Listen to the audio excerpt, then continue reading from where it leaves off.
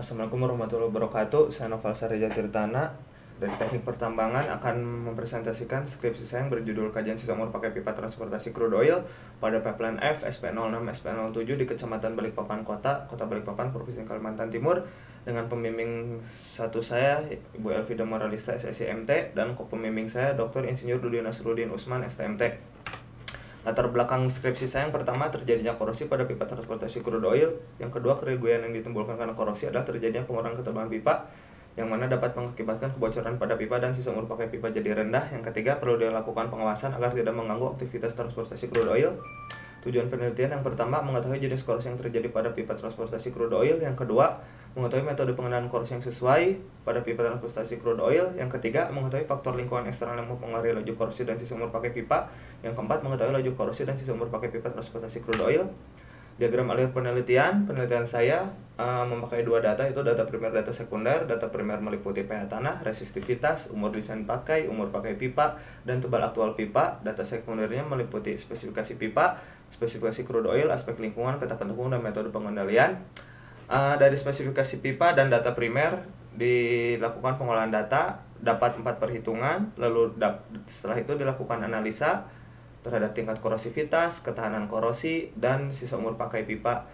Dan selanjutnya didapat analisis komparatif sisa umur pakai pipa terhadap umur desain pipa.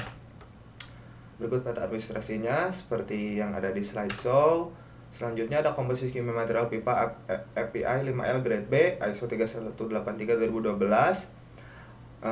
Ini saya menggunakan low carbon steel, kandungan Fe-nya 96,66%, karbonnya maksimal 0,28%, mangannya 1,2%, dan senyawa lainnya masih banyak di bawah.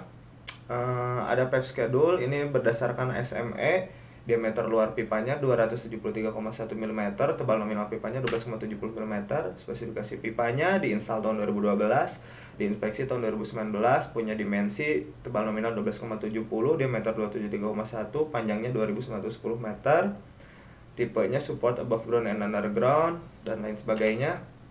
Komposisi dan karakteristik crude oil, derajat API-nya 35,95, ada spesifik gravity, ada viskositas, kandungan air, kadar garam, titik tuang, kadar sulfur.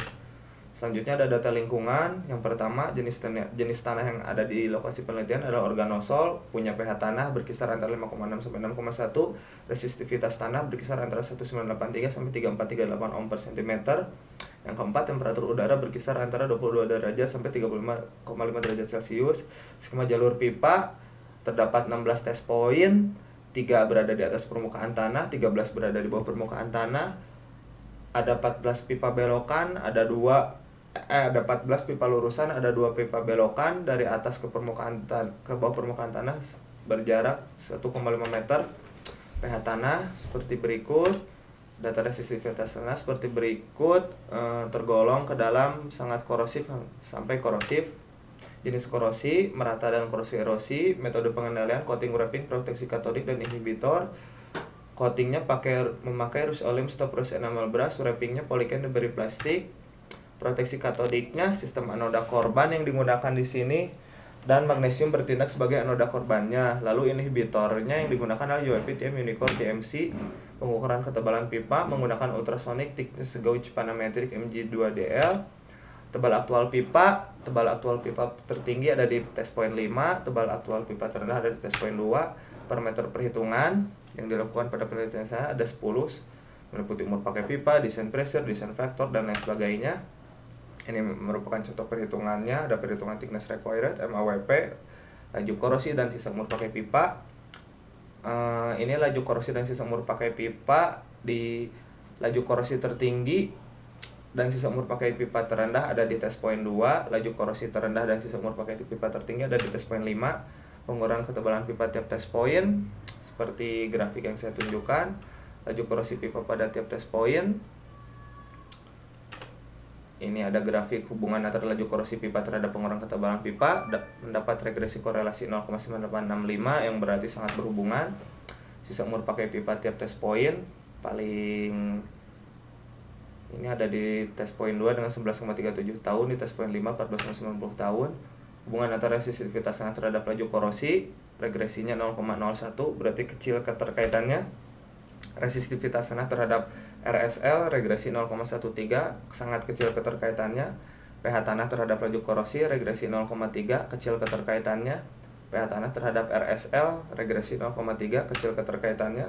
Kesimpulannya, jenis korosi yang terjadi adalah korosi merata dan korosi erosi. Yang kedua, metode pengendalian korosi secara eksternal adalah coating menggunakan rust oleum stop brush enamel brush, wrapping menggunakan polycarbonate dari plastik, metode proteksi katodik dengan sistem anoda korban di mana magnesium bertindak sebagai anoda korbannya, pengendalian korosi secara internal dengan metode inhibitor menggunakan UAP, TM, Unicore, TMC.